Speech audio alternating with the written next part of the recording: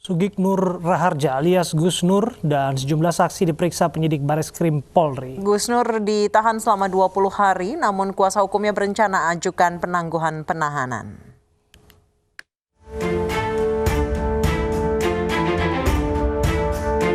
Bareskrim Polri masih memeriksa tersangka pencemaran nama baik dan ujaran kebencian Sugignur Raharja alias Gus Nur.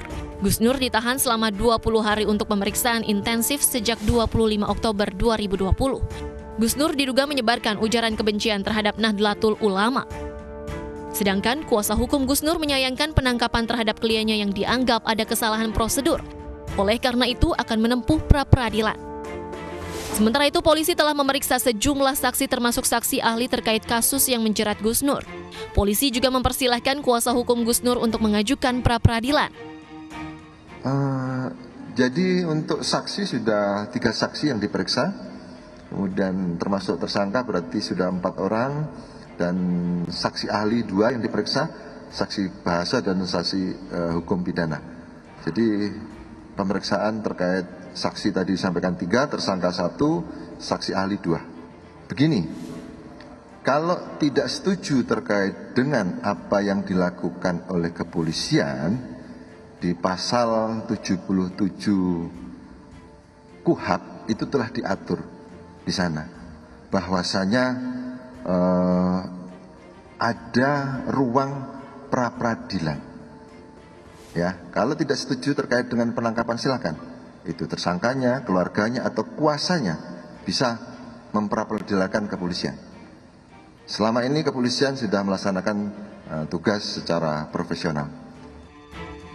Selain akan mengajukan pra-peradilan, tim kuasa hukum Gus Nur juga berencana mengajukan penangguhan penahanan karena Gus Nur adalah tulang punggung keluarga dan pengasuh pondok pesantren yang memiliki tanggung jawab atas para santrinya. Tim Liputan iNews melaporkan. Sebelumnya, Sugignur Raharja alias Gus Nur pernah divonis 1 tahun 6 bulan penjara oleh Majelis Hakim Pengadilan Negeri Surabaya. Saat itu Gus Nur terbukti bersalah hinaan generasi muda Nahdlatul Ulama.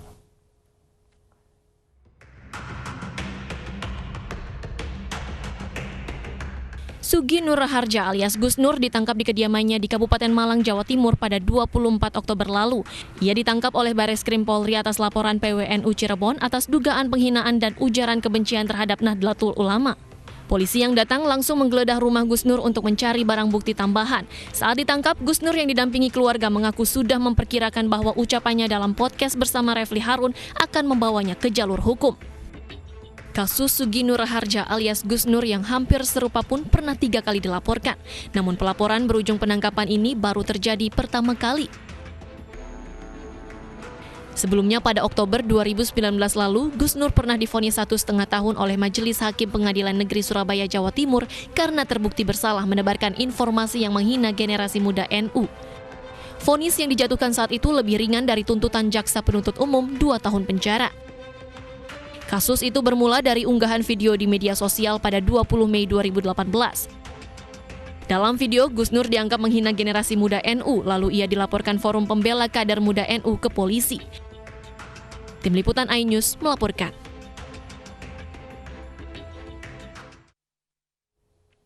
Imam besar Front Pembela Islam dikabarkan akan pulang ke Indonesia. Bahkan beredar video para pendukung melepas kepulangan Rizik, akan tetapi pihak Kedutaan Besar Indonesia Arab Saudi menyatakan Rizik belum diizinkan meninggalkan Arab Saudi. Di mana insya Allah kalau tidak ada halangan. Video pengumuman Imam Besar Front Pembela Islam atau FPI Rizik Syihab yang menyatakan akan kembali ke Indonesia viral di media sosial. Di hadapan pendukungnya yang berkumpul di sebuah rumah, Rizik bicara terkait kepulangannya bersama keluarga ke tanah air. Di antara kita semua, di mana insya Allah kalau tidak ada halangan dalam waktu dekat, saya sekeluarga akan kembali ke tanah air. Insya Allah dalam waktu dekat ini, tidak lama lagi, saya sekeluarga akan kembali ke Indonesia. Pihak FPI belum mengkonfirmasi kapan Rizik akan kembali ke Indonesia dan bagaimana prosedurnya. Namun telah beredar video ucapan selamat jalan dari sekelompok WNI yang diduga berada di Arab Saudi yang diunggah Twitter HRS Center. Sementara Duta Besar RI di Arab Saudi, Agus Maftuh Abe Gebril telah menyatakan Rizik Syihab belum diizinkan keluar dari kota Mekah, Arab Saudi karena masih berstatus Red Blink. Menurut Maftuh, dalam sistem portal imigrasi kerajaan Arab Saudi, blinking merah dengan tulisan Taksyirat Mutanahiyah berarti visa habis dan terdapat tulisan mukhalif atau pelanggar undang-undang pada kolom keterangan status Rizik Syihab. Ini bukanlah pertama kalinya Rizik dikabarkan akan kembali ke Indonesia. Sejak berada di Arab Saudi pada April 2017 dan terganjal masalah overstay visa hingga isu pencekalan. Setidaknya 6 kali sudah imam besar FPI itu dikabarkan akan kembali ke tanah air, namun tidak terrealisasi hingga saat ini.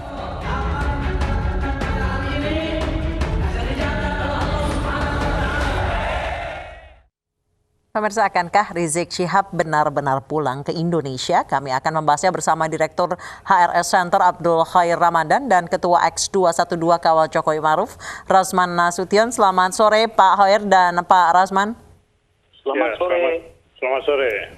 Baik, saya ke Pak Khair terlebih dahulu. Pak Khair, sudah dalam 3 tahun terakhir sudah 6 kali Rizik Syihab dikabarkan akan segera pulang ke Indonesia. Namun nyatanya sampai saat ini masih belum pulang. Seberapa valid sih informasi kepulangan beliau kali ini yang viral di media sosial sampai ada spanduk dan lain sebagainya? Ya, tentu sudah valid ya. Info yang disampaikan oleh Imam Besar Habib Rizik Syihab melalui pengumuman tertulis dan disampaikan oleh Kiai Sobri pada tanggal 13 Oktober yang lalu itu merupakan informasi yang valid dalam hal sudah dicabutnya larangan keluar meninggalkan Saudi Arabia oleh otoritas Kerajaan Arab Saudi. Itu sudah jelas dan valid. Kapan dicabutnya Pak status uhalifnya? Statusnya itu dicabut ya sebelum tanggal 13 Oktober. Sebelum 13 Oktober ya? Sudah dicabut dan sekarang tinggal pengurusan administrasi. Administrasinya tentu menyangkut dengan prosedur administrasi imigrasi di Kerajaan Arab Saudi Arabia. Di situ ada proses exit permit ya. Dan tentu kalau itu sudah selesai pula dalam waktu segera, maka Imam Besar tentu akan membeli tiket untuk kepulangannya. Jadi singkat cerita, tanggal berapa pastinya Pak Rizik Syihab akan kembali ke tanah air, Pak? Kalau tanggal itu kami tidak dapat memastikan, tapi informasi yang kami dapatkan dari yang bersangkutan, Imam Besar itu pulangnya di bulan Maulid tahun ini. Nah, kalau bulan Maulid kan dimulai dari tanggal 29 Oktober, 12 Rabiul Awal itu. Ya, berarti setidak-tidaknya secepatnya di akhir Oktober atau di bulan November. Intinya di masa bulan Maulid. Tidak lama lagi lah. Gitu. Oke. Kita ke Bang Rasman. Bang Rasman, apa komentar Anda mengenai kepulangan Pak Rizik Syihab? Ini berkali-kali disebutkan dan disebutkan kemungkinannya akan lebih besar dalam waktu dekat ini. Saya begini ya. Saya menyimak tadi pernyataan dari Ustadz Habib Rizik yang beliau menyatakan dan keluarga akan segera pulang ke tanah air. Dipertegas oleh rekan saya, Saudara Abdul Khair, bahwa exit permitnya sudah akan segera diproses dan beliau akan pulang. Tapi saya meyakini sebagai orang yang pernah menjadi kuasa hukum beliau, kemudian sekarang posisi saya sebagai ketua X212 Kawal Jokowi Ma'ruf, maka mendengar penjelasan dari Bapak Duta Besar kita di Arab Saudi, saya tidak yakin bahwa Pak Habib Rizik Syihab akan kembali ke Indonesia. Apa informasi dari Duta Besar sana, Pak Rasman? Iya, Duta Besar kan tadi mengatakan bahwa beliau masih tercatat sebagai orang yang melanggar tempat tinggal di sana atau overstay. Ini kan penjelasan resmi dari Duta Besar tadi kan. Oke, jadi Anda menilai ini klaim sepihak dari Rizik Syihab? Menurut saya begitu. Tetapi isu-isu ini kan sering menggelinding sampai 6 kali gitu. Ini kalau terus-terusan digelindingkan, saya juga bertanya urgensinya apa gitu.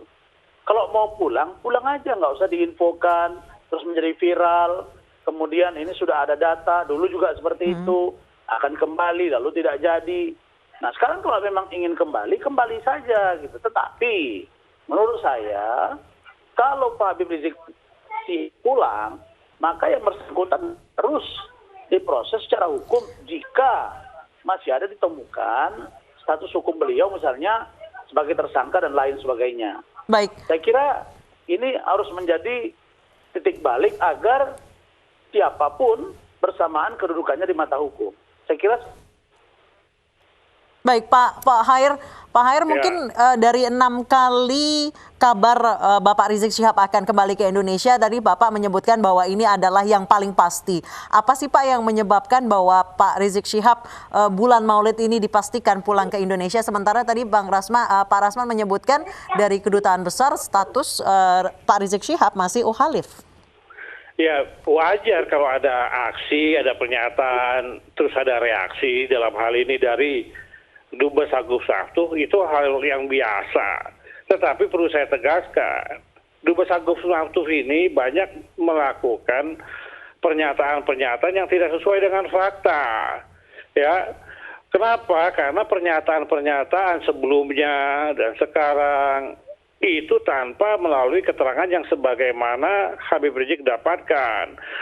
Sekarang masalah overstay. Baik, jadi Pak Khair Anda mengklaim bahwa pernyataan Bapak Rizik Syihab lebih valid daripada pernyataan duta besar gitu? Overstay yang dimaksudkan itu sudah diselesaikan. Jadi Habib Rizik tidak menanggung overstay dengan pencabutan. Sebentar, saya lagi bicara. Sebentar. Jangan dipotong-potong. Oke, Bang Rasman. Oke, silakan. Silakan, kalau Bang saya Khair. lagi bicara jangan dipotong, nggak benar ini. Oke, sebentar. Satu persatu Saya lah lagi Bapak. bicara, Anda motong saya. Oke, Nanti Bang Rasman, Bang Rasman, saya akan kasih waktu kepada Anda. Sebentar, Bang Rasman sebentar. Bang Khair silakan. Ya udah ngomong. Sebentar, Bang Rasman, Bang boleh Khair tahan silakan. dulu, Bang Rasman. Anda diam. Anda bicara, saya diam. Oke, Ya, silakan. bagaimana Boleh lanjut ke anaknya substansi, kalau Pak. begini? Boleh lanjut ke substansi, kami menyimak. Nggak bisa, saya lagi bicara. Saya mendengarkan lawan bicara. Bang Rasman, jika Anda Saya dan tidak Pak mau Khair berbicara memotong. bersamaan tidak akan terdengar jelas di televisi, sebaiknya kita Iya, kasih tapi kesempatan kalau Pak Khair dalam terlebih dahulu. dialog, Bang Rasman, mohon maaf Ini bukan ditahan dulu. dialog ini, kan saya lagi bicara.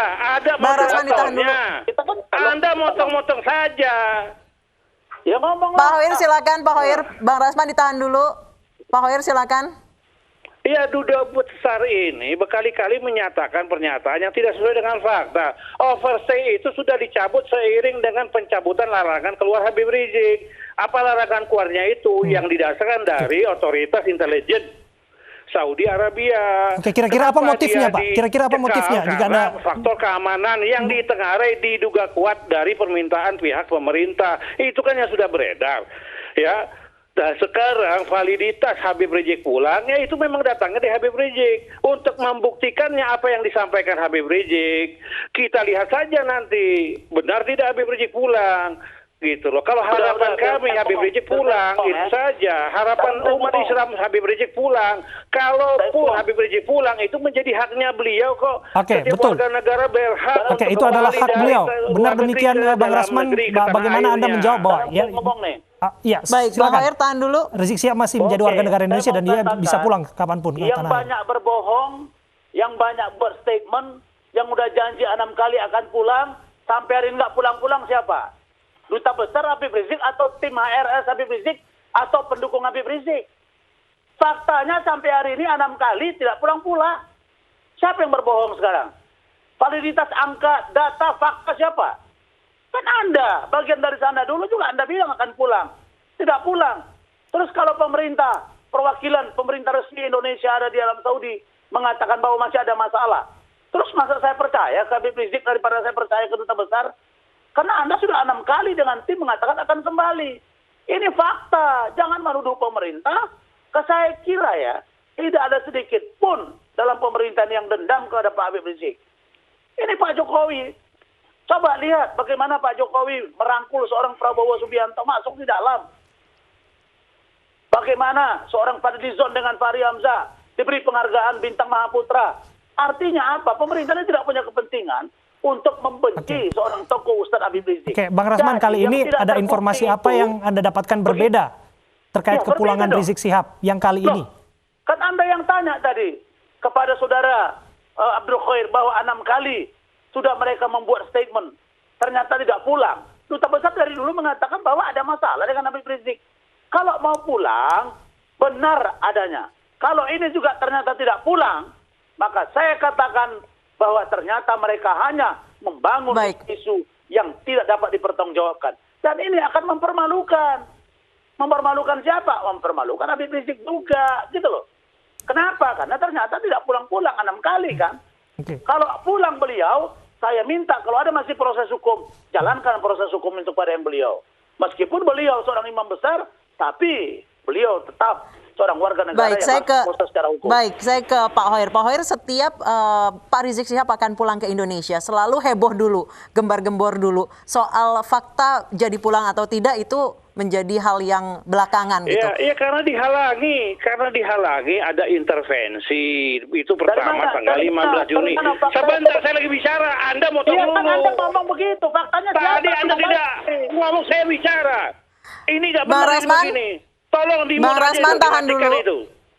Kok dimut apa Anda pula? Baik, Bang Rasman tahan dulu. Saya menjelaskan bahwa ini kalau sepotong-sepotong nggak jelas nih informasinya. Itu haknya. Kapanpun dia pulang adalah hak. Kenyataannya adalah Habib Rizik ingin pulang, itu dilakukan pencegahan. Pertama itu tanggal 15 Juni, 2 tahun yang lalu.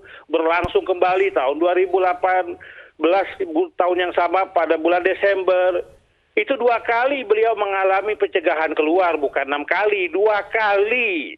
Yang 4 kalinya? Rizik berusaha, tapi kalau yang 4 kalinya apa tuh, Pak Hoyer? Imigrasi mencegah karena ada permintaan dari pihak otoritas intelijen Saudi Arabia berdasarkan permintaan dari pemerintah Indonesia, otoritas pemerintah Indonesia, itu yang kami dapatkan.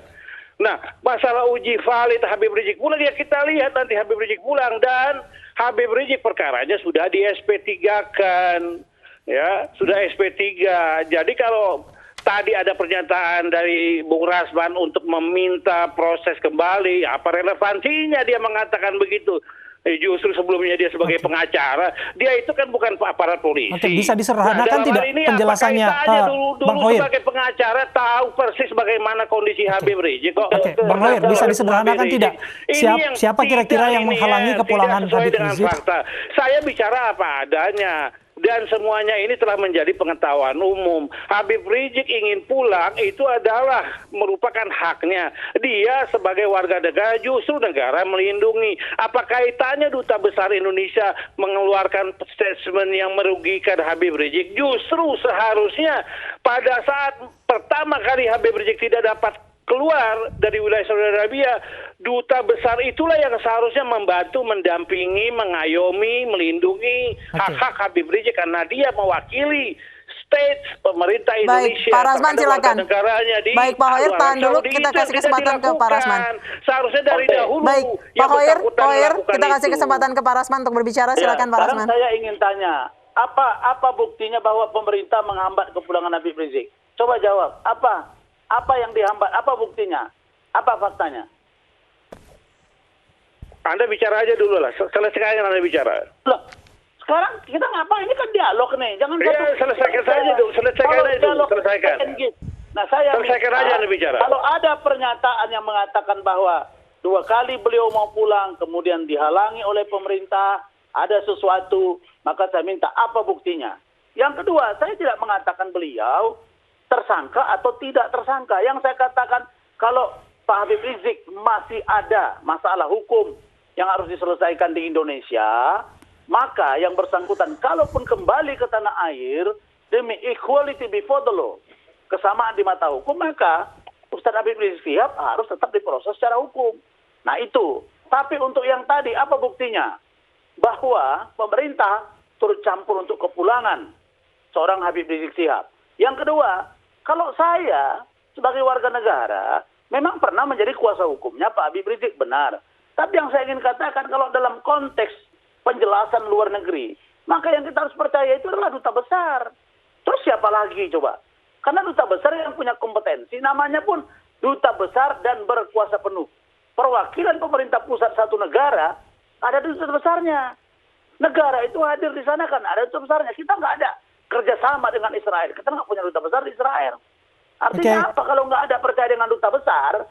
Pernyataannya dengan siapa lagi kita harus percaya? Habib Rizik dia sudah mengatakan oke, tidak 6 kali, 2 kali katanya tadi.